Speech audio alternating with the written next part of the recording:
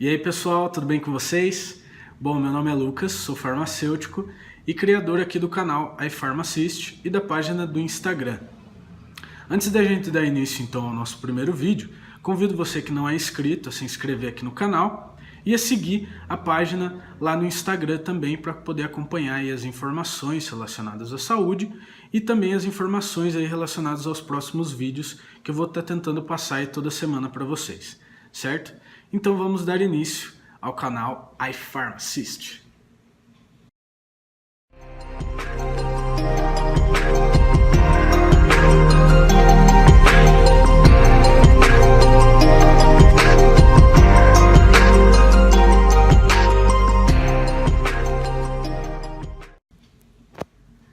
Bom pessoal, então no nosso primeiro vídeo nós vamos falar então sobre as áreas de atuação do farmacêutico, porém de uma maneira diferente.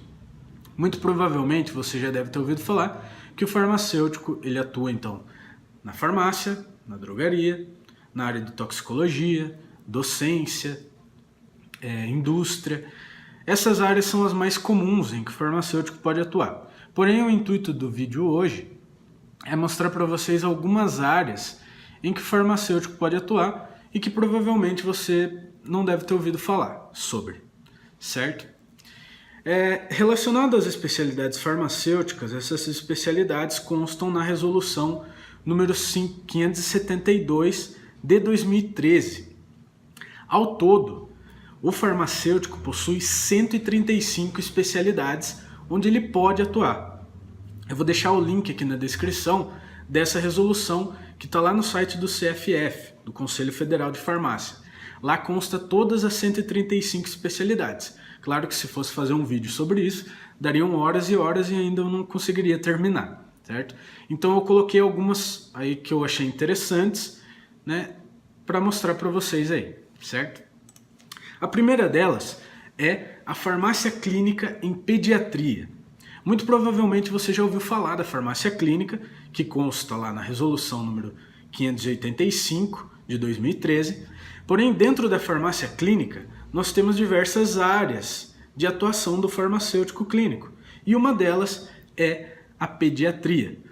Não quer dizer que o farmacêutico vai ser um pediatra, mas sim um farmacêutico clínico que vai atuar aí de maneira complementar para ajudar, auxiliar o pediatra a tratar desse paciente pediátrico. Em relação à farmácia clínica em pediatria, é um dos maiores desafios para o profissional farmacêutico, né? O profissional farmacêutico clínico. Não só para o profissional farmacêutico clínico, mas para quem trabalha com essa população.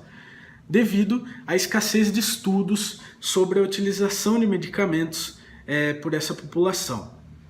Mas também nós temos aí os aspectos fisiológicos, né? A gente sabe que o aspecto fisiológico de um paciente pediátrico é diferente de um paciente adulto. A farmacocinética e farmacodinâmica também são diferentes em relação à absorção, a metabolismo, a excreção.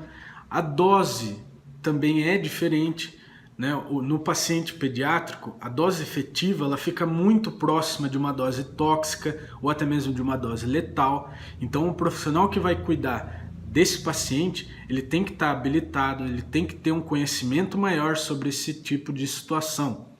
E além disso aí, aspectos de administração, a adesão desse paciente é mais difícil e a atenção também, certo? Mas para quem gosta, tá aí uma ótima área para se engajar. A próxima área que eu vou falar é sobre a farmacogenômica. A farmacogenômica é uma ciência que vai identificar variantes genéticos, o que a gente chama de polimorfismos, que podem interferir na terapia desse paciente. Através da identificação genética do paciente, existem algumas vantagens que esse paciente acaba tendo. No caso aí, predição da dose individualizada, prevenção de reações adversas e a personalização da terapia medicamentosa, o que torna essa terapia um pouco mais efetiva do que com um tratamento convencional, certo? Para quem gosta dessa parte de genética, a farmacogenômica aí é uma área muito interessante. E aí, falando de farmacogenômica, nós também temos aí a nanotecnologia, que a gente chama também de nanomedicina. A nanotecnologia ela está envolvida no desenvolvimento, na caracterização e na aplicação de sistemas terapêuticos, que a gente chama de nanosistemas, em uma escala nanométrica ou micrométrica. Esses sistemas, esses nanosistemas, eles funcionam como carreadores de fármacos. Então o fármaco ele é aplicado nesse nanosistema e esse nanosistema é aplicado no paciente, certo? As vantagens do tratamento com nanotecnologia. Existe um aumento da eficácia terapêutica, nós temos aí uma liberação progressiva e controlada desse fármaco, diminuição de toxicidade, diminuição da instabilidade e da decomposição de alguns fármacos que são sensíveis, possibilidade de direcionamento a alvos específicos, o que torna esse tratamento muito mais eficaz, diminuição da dose terapêutica e também do número de administrações.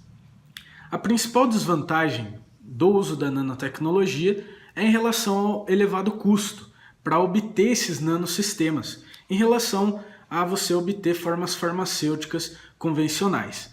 Mas a nanotecnologia é o futuro da medicina. Então, para quem tem interesse nessa parte de genética, nessa parte de nanotecnologia, é o futuro da medicina, muito provavelmente. Bom, então a próxima área que eu vou falar para vocês é sobre a farmacoeconomia. A farmacoeconomia, como o próprio nome já diz, está baseada na economia da saúde, certo? Então é uma estratégia para melhorar a eficiência dos gastos no sistema de saúde e com isso evitar gastos desnecessários. Então você que gosta de mexer com essa parte de matemática, cálculos financeiros, a farmacoeconomia é uma área muito interessante e é muito praticada principalmente em hospitais. Existem hospitais que contratam farmacêuticos especificamente para tratar desse assunto de farmacoeconomia, né? Parte de compras, de gastos e etc. Então a farmacoeconomia é muito interessante nesse aspecto, ok? E agora as duas últimas áreas que eu vou falar para vocês são áreas que são as mais recentes dentre as 135 especialidades. A primeira delas é estética, certo? Então a estética ela surgiu na resolução número 573 de 2013, né? E aí surgiram mais duas resoluções posteriormente, né? A resolução 616 de 2015, que definiu os requisitos técnicos para poder ser um farmacêutico esteticista, e a mais recente, que é a resolução 645 de 2017, que adicionou aí alguns artigos na resolução 616, certo? Então, para você que gosta dessa área de estética, essas resoluções elas autorizam o farmacêutico a atuar nessa área. O artigo 1º dessa resolução vai falar que na área de saúde estética, o farmacêutico ele pode ser o responsável técnico desse estabelecimento. Então você que gosta dessa parte de estética, você pode ter a sua clínica, você pode ter o seu estabelecimento, desde que esse estabelecimento não tenha uma intervenção de cirurgia plástica. O farmacêutico esteticista, para que ele atue, né, para que você atue como farmacêutico esteticista, claro que não é só você se graduar e já abrir a sua clínica de estética. É necessário que o farmacêutico esteja capacitado técnica, científica e profissionalmente para poder exercer essas funções na área estética.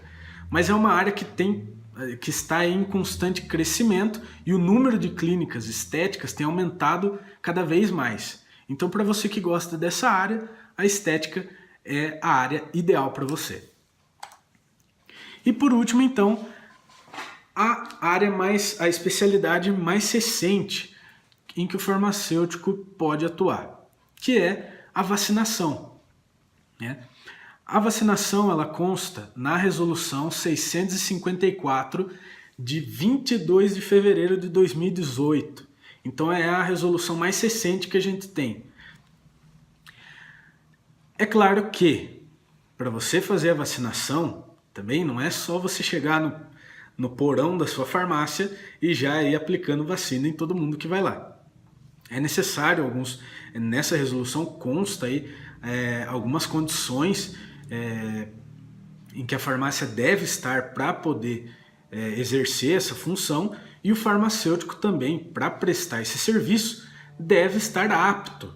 Não é só também se formar e já ir vacinando as pessoas. Não, você precisa ter um curso específico para poder atuar nessa área de vacinação. Bom, para terminar o nosso vídeo, então, eu retirei um pequeno trecho da Resolução 572 que fala sobre as especialidades farmacêuticas. E esse artigo que eu retirei é justamente para mostrar para médicos, biomédicos, fisioterapeutas e outros profissionais de saúde que o farmacêutico não está na sociedade para roubar o lugar de ninguém e nem para exercer o papel de ninguém, certo? A própria Resolução 572 diz o seguinte no seu artigo 3º, parágrafo 1º. A atuação do farmacêutico nas atividades não privativas das especialidades definidas não prejudicará o exercício destas por outros profissionais igualmente habilitados conforme a legislação específica. Então, o farmacêutico, um exemplo, o farmacêutico clínico, ele não vai ser um médico, ele não vai diagnosticar, ele não vai prescrever medicamentos da portaria 344, ele não vai roubar o lugar do médico. O farmacêutico clínico, dando um exemplo do farmacêutico clínico, está na sociedade para auxiliar o médico a tratar desse paciente, para que o paciente tenha um tratamento mais eficaz e que a saúde dele seja mais beneficiada. Bom, pessoal, se você gostou desse vídeo, deixa um like aí.